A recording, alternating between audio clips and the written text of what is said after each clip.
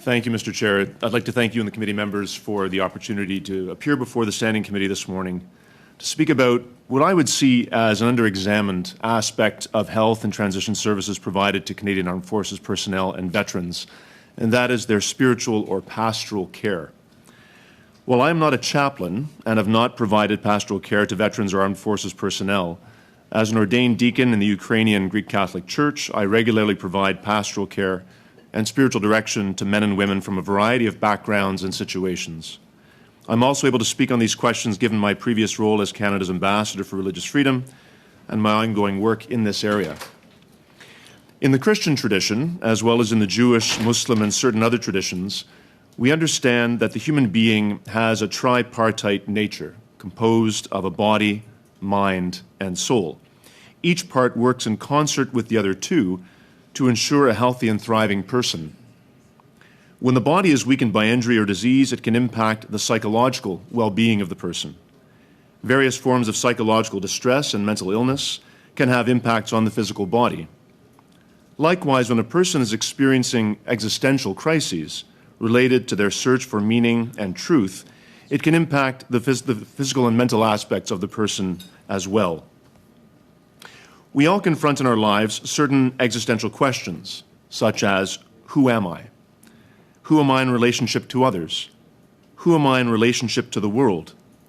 And who am I in relationship to God or to an ultimate truth according to a given philosophical tradition?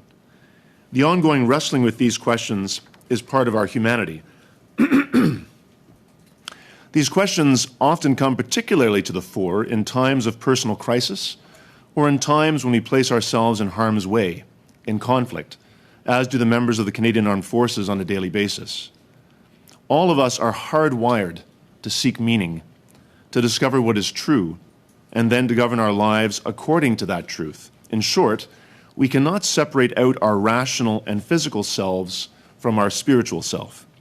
Given this reality, it is critical that in addition to services and treatment that support the physical and mental health of Canadian Armed Forces personnel and veterans, that they also be given access to high-quality care for their spiritual health. The skilled personnel of the Royal Canadian Chaplain Service are at the forefront of providing this care, as well as reflecting the religious diversity, the growing religious diversity of the armed forces. These men and women, both clerical and lay, collectively play an indispensable role in the ongoing spiritual health of our men and women in uniform and after they have left service. Pastoral care is also indispensable to aid in spiritual healing, healing that has beneficial outcomes for the whole person. In providing essential spiritual care to CAF personnel and veterans, chaplains must be able to provide that care and counsel fully informed by the teachings and beliefs of their particular faith. They must be fully able to exercise their freedom of religion in doing so, and thus minister to others in a way that is integrated and authentic, bearing faithful witness to what they confess to be true. This freedom must not be unduly hindered, such as through a mandated requirement to adhere to a prevailing secular creed or to conform to a political ideology of any stripe. These religious truths are timeless. The essential work of armed forces chaplains of all religious and philosophical traditions must be protected and encouraged, all the while upholding freedom of religion and conscience for chaplains and those whom they serve. As such, I'd like to recommend that this committee, in its report on this study, call upon the Minister of National Defence to firmly and publicly reject the discriminatory sections of Recommendation 6, Redefining Chaplaincy, contained in the April 25, 2022 final report of the Minister of National Defence's Advisory Panel on Systemic Racism and Discrimination. Further, this Standing Committee could recommend that all Canadians, regardless of their religious or philosophical tradition, whether that be theistic, secular humanist, atheistic, be supported through the pastoral services of CAF chaplains as they serve our country. I would also recommend the establishment of a permanent committee of religious leaders that reports jointly to the Minister of National Defence and to the Chaplain General on an annual basis regarding the integrity of the Royal Canadian Chaplain Service. Among its principal roles, the permanent committee would serve as a consultative body to ensure and promote ways of advancing and maintaining the religious diversity within the service, serve as an arm's-length representative body of religious leaders, and investigate and report on violations of the freedom of religion or conscience within the service. Thank you. So do you believe that the current resources we possess are at risk of being eroded or cut in the name of secularism? I don't know if it's in the name of secularism, it's in the name of something. But I think certainly some of the recommendations that have come forward recently that I referenced in my remarks are problematic because they would effectively exclude from the chaplaincy service a large swath of religious traditions that maybe do not conform with particular views that are being advanced. Okay, so in the past you've been interviewed stating that anti-Christian, anti-Muslim, anti-Catholic, and anti-Semitism are all on the rise. How has this progressed since 2021, and how do you believe this has impacted CAF? I can't comment necessarily on how it's impacted the Canadian Armed Forces, but certainly in terms of society, StatsCan has demonstrated in its crime reporting survey that there have been increases in anti-religious hate crimes, particularly against Jews. Anti-Semitism continues to be a major problem in the country, and certainly a significant increase in anti-Catholic hate crimes. So that obviously can trickle down into different parts of society, but I think it's very important that we recognize that religion is something that is deeply important to a significant number of Canadians, and certainly that would be to a significant number of members of the armed forces who, as Dr. McDaniel mentioned, often can suffer grave moral injury. And so they're trying to make sense of what is true, what do things mean, and they often need support to address those questions. Okay, thank you. My next question. In January of 2022, the Minister of National Defence Advisory Panel on Systemic Racism and Discrimination released its final report. In it, they made 4 recommendations. A quick glance, though, at Annex E, you may be familiar with, of the report, appears to show that the panel, comprised of 4 individuals, only met with 2 different organizations with a religious focus, that of the Centre for Israel and Jewish Affairs and the Royal Canadian Chaplain Service. So my question is, do you believe that the panel did their due diligence when taking a look at the question of reforming the CAF chaplaincy?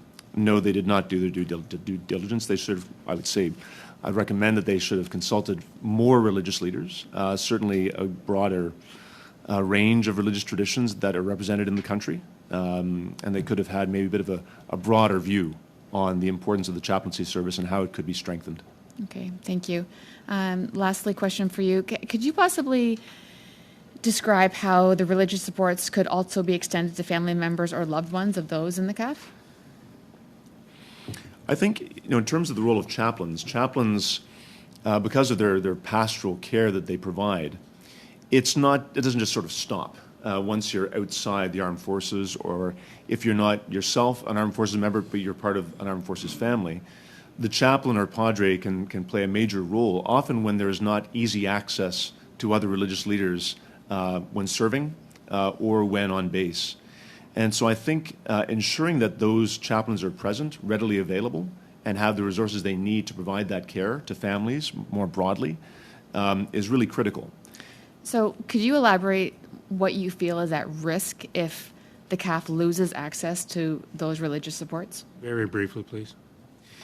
I think what is at risk is that you would marginalize significant portions of the Canadian population, and by extension the CAF population, who adhere to certain religious traditions that would effectively not be able to have chaplains were these recommendations to go forward.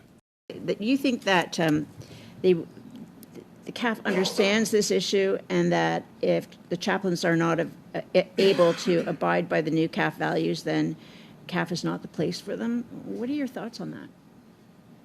Well, I think when someone is called to be a chaplain in the armed forces, or a chaplain anywhere for that matter, they're doing it fundamentally to serve the people that they minister to. And those people, especially CAF personnel, who have a deep religious faith, it could be a theistic faith, it could be an atheistic philosophy or another philosophy, they need to have access to those professional pastoral care workers, clerical or lay, who have an integrated, authentic faith. They want to be able to go to someone who believes what they believe, and they can have trust there.